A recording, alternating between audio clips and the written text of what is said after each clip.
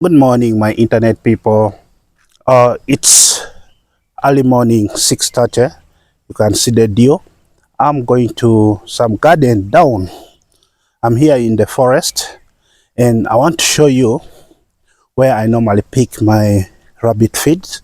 I'm still trying to promote hydroponics for growing rabbit feeds, and you know very well that rabbit feed is a white meat, and the benefits of white meat.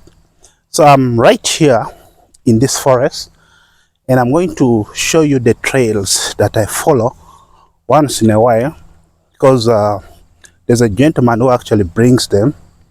He brings for me the rabbit feeds uh, straight to my apartment.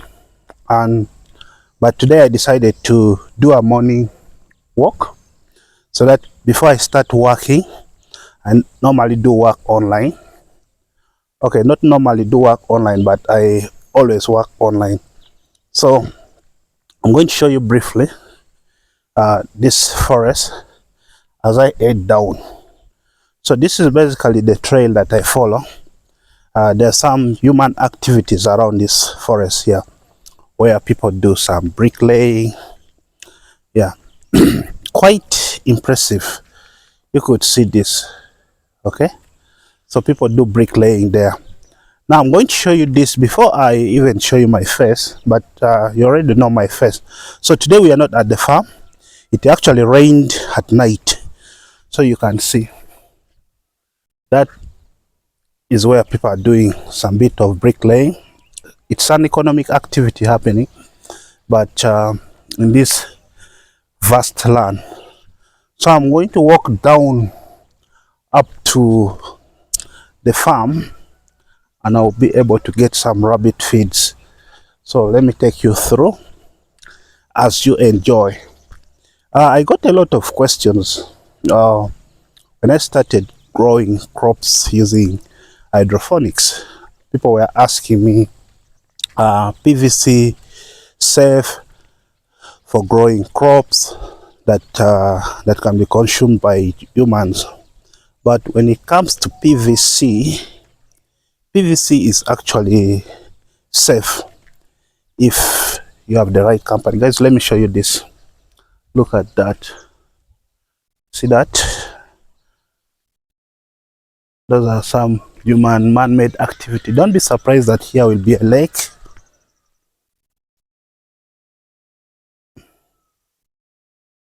Yeah, that's some human activity.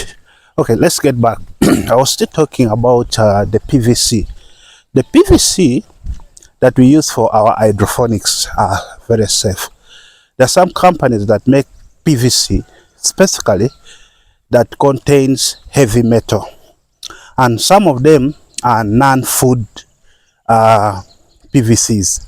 So if it is non-food PVCs, you will always get the concerns from the public that are they safe for growing crops that people eat? Won't we find heavy metals there? Personally, I know a friend who is a doctor who did some research on heavy metals in some of the plants that actually seed crops like beans, and apparently they are actually, we consume them, but those heavy metals are very harmful to our body.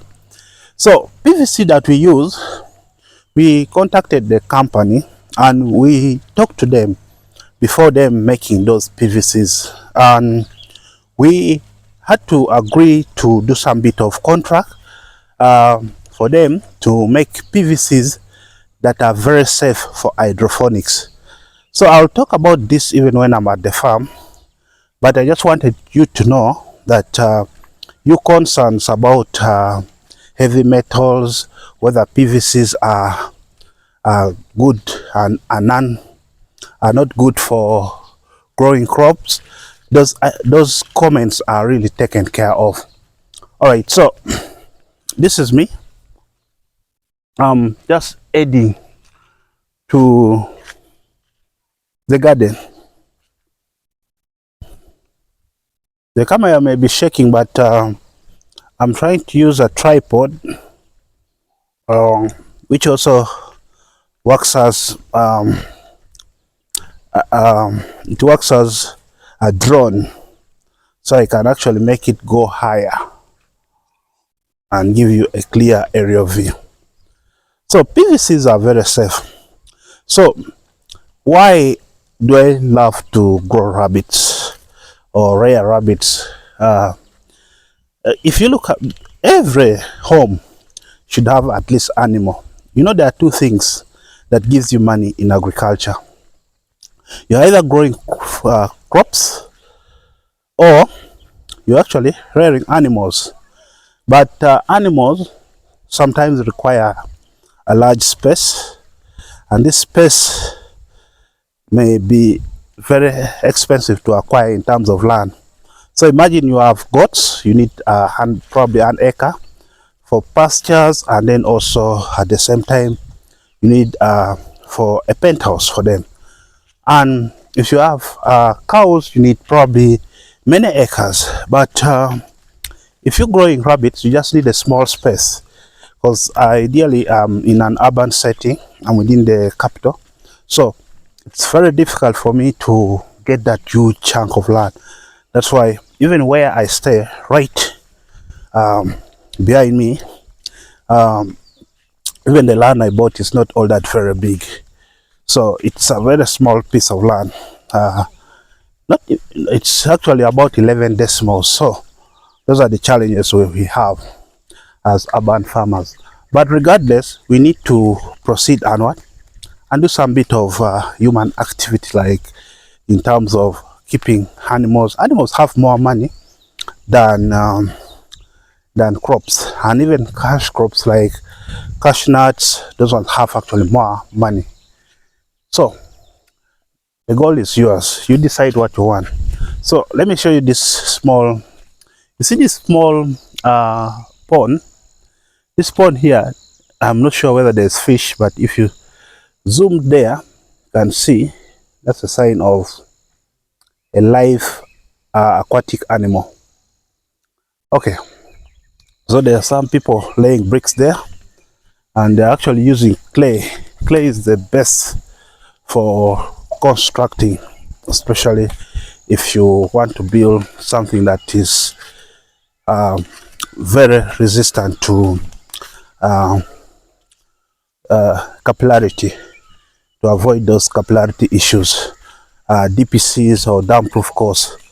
So clay is one of the good bricks. So that's where the human activity is happening. So they collect water from these small ponds, but I'm just heading straight to the other side of the farm, where I'm actually going to pay. I pay probably $50, no, €50. These days dollar fluctuates a lot, so I'll actually use euros, because I'm quite more familiar with the stability rather than dollar. I think dollar is about 3.5 or 3.50 something in UG here. But I know very soon I'll be out of UG. I'll be out of Africa generally. I'll be in Europe. I'll tell you where that would be. Just enjoy the vlog.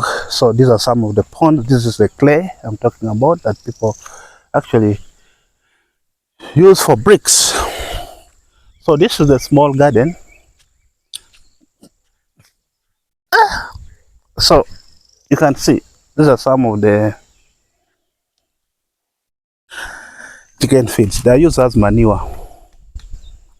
And let me know in the comment section whether this is a very good manure that crops can actually take them as nutrients. Are they also toxic to our body? So this is actually the entire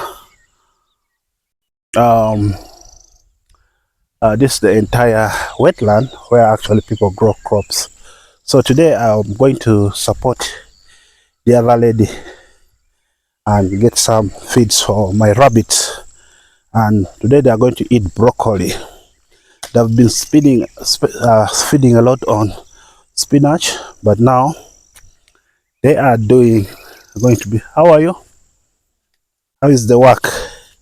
How is digging? You love digging? Oh, all right. Thank you so much. So actually, they are even here in abundance. I come to collect this. Nyabo, jabale. Wade njagala bino. Ngenda jitwala. Naye wade inamo 10 wano. Njagala kuwa. Tewali bizu gatoliyo ngenda bijayo like mpola mpola. Gatoliyo ngenda bijayo weti. Lero woli. Yanga jango kwate kono. Asante. All right, so they're actually here in abundance. Okay, thank you. So now I'm going to pick this and take it to feed my rabbits, and that's what I've come to do. And I think they have not been doing so well. The owner has decided to cut them down. Nevi no. Ogenda jitunda.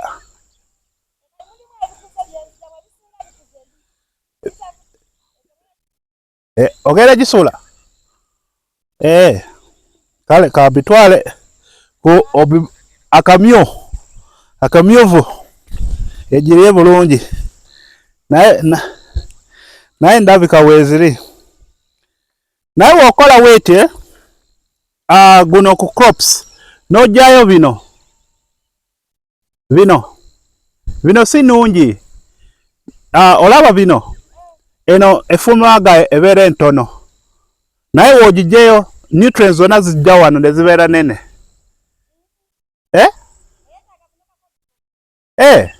Zibeerawo. Kale. All right, so I was trying to explain whether this reduces the growth, but I guess she explained it to me very well. So actually my rabbits have enough feeds. Now my goal is to collect all this and take it there.